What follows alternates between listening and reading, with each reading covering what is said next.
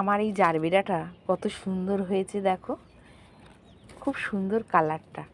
জারবেরার যেন অনেকগুলো গাছ ছিল, আস্তে আস্তে মরে গেছে।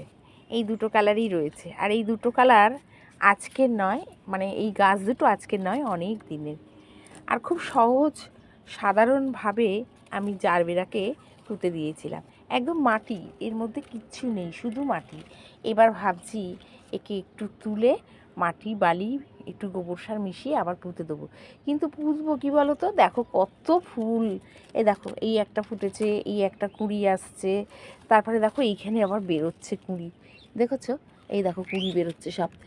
তাহলে কি করে তুলি বলো তো? এটারও তাই জানো, এই দেখো এইটা ফুটেছে, এই দেখো, এই দেখো এই বড় হচ্ছে, ওই দেখো বেরোচ্ছে, আবার নিচেও দেখছি ওই দেখো বেরোচ্ছে।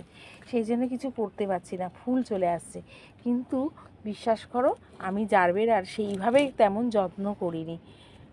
আর 5টা গাছে যেমন খেতে দিয়েছিলাম সেরকমই দিয়েছি, আলাদাভাবে কিছু করিনি। আর এই রোদ ঝড় জল বৃষ্টিতে আমার জারবেরা রানী কিন্তু এই খোলা আকাশের নিচেই থাকে, তাতেও কিন্তু দিব্যি ভালো আছে। কেমন লাগলো ভিডিওটা অবশ্যই জানিও। ভালো থাকো, টাটা।